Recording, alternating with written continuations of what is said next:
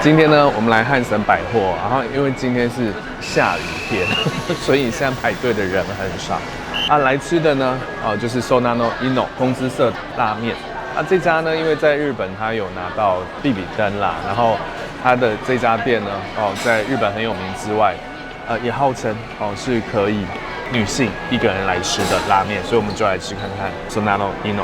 今天點的話，應該會點一個雞白湯鹽味拉麵。另外據說它的素食很有名，所以素食的也會點。那我要一個溏心蛋雞白湯鹽味拉麵一個。蔥花增量的嗎？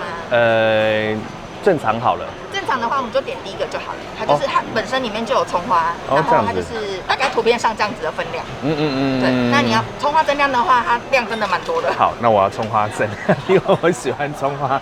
然後這個的話是蘑菇素食拉麵，算是你們的招牌嘛？對，蠻多人點，蠻多人點它是蘑菇湯底。好。所以您的餐點是一個雞白湯鹽味拉麵，蔥花增量的。對，沒錯。然後再一個蘑菇素食拉麵。對，這個。然後再一個叉燒飯。嘿。好，然後再一個餛飩。對。好。這樣子，我們是被安排坐吧台這邊，然後也很謝謝前面的領班因為我覺得吧台這邊的確好看。然後呢，它吧台的話它這邊有個空間可以讓我們放包包。啊，我就先來吃手做餛飩。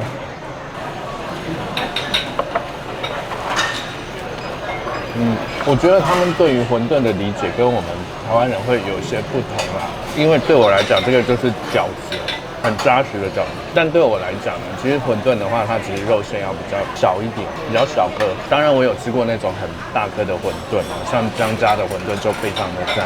不過我覺得它的話，會比較像餃子，這不得不說。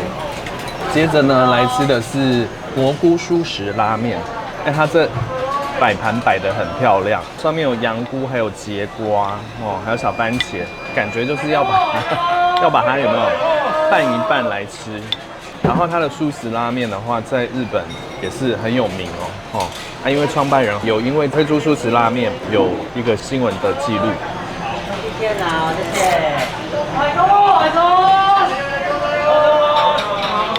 它的蘑菇的味道會比較出來一些，因為我們台灣的話有很多的蔬食料理啦，我也有看到網絡上面對於它的蔬食料理有些不以為然，但我覺得還 OK 啊。然後來吃一下它的這個節瓜，那它的節瓜呢是炙烤過的，我現在來吃看看。它總共有2片，比較濕潤的節瓜。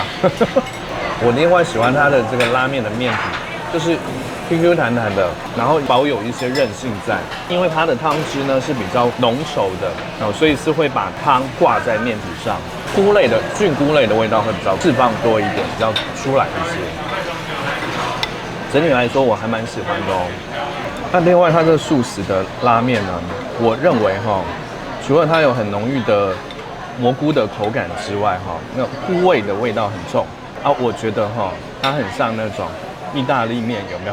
比較濕式的意大利麵另外呢，它上面是有生菜的應該是木樹芽吧味道会比較浸在湯裡面。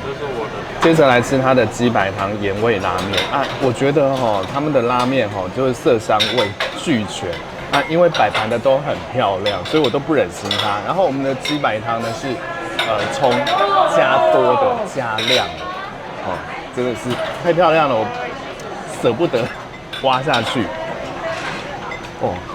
就它挖下去很扎實然後因為蔥量真的是很多，然後它的那個叉燒的話和雞肉是藏在下面的，因為被蔥給淹埋了。我先吃一口它的拉麵，它的拉麵感覺上好像比剛剛蔬菜的再粗一些啦。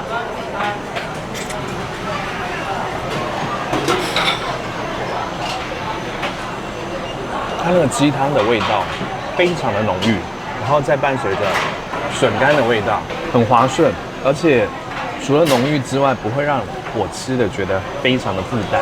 有些拉麵呢，你在吃的時候，它的那個鹽味會比較重一點，但我覺得它的這個我可以接受了。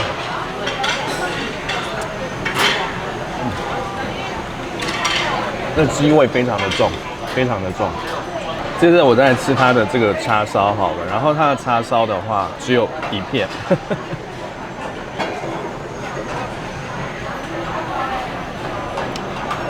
很厚實的那個叉燒肉，很大一片哦。我給大家看一下，非常大一片。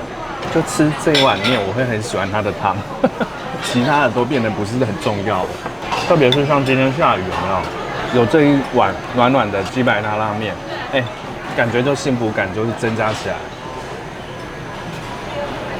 然後它的肉的話很滑嫩，滑滑嫩嫩的，總共有2塊。接着呢是溫泉蛋叉燒凍，哦，這個也是很漂亮哈。我先把溫泉蛋給弄破。很緊張啦，挖破了嘞，很漂亮哈！來來來，就直接第一口了。我一直很好奇，它上面那一粒一粒的是什麼？吃了就知道。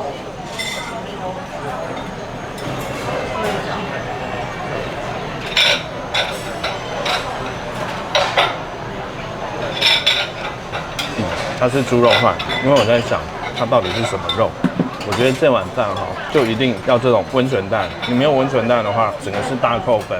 有溫泉蛋有視覺效果，有沒有？除此之外，就把它這碗單純的丼飯美味有提升。哎，請問一下，你那個丼飯上面的那個是豬肉嗎？是，有豬肉和雞肉。那他們也是細節注重哦。為什麼？因為它的水是一大壺。然後另外一點呢，它這邊呢、有拉麵胡椒，還有白醋。哎。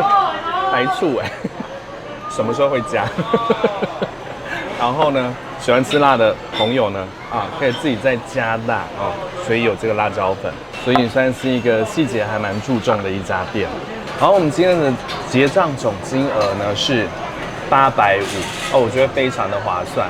我這邊大推的話就是它的那個雞白湯，哇，好好吃哦，超級好吃的。然後我覺得它的素食拉麵沒有像大家講的那麼糟糕啦，還 OK 耶，是 OK 的。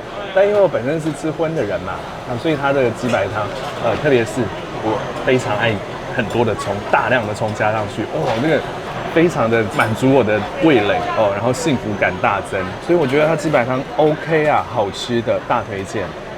我剛剛一邊在吃的時候，我後面的客人已經開始在聊，因為這家拉麵店它算是去日本玩的台灣的遊客應該多多少少會去吃過，所以算是還蠻有名的一家店啦。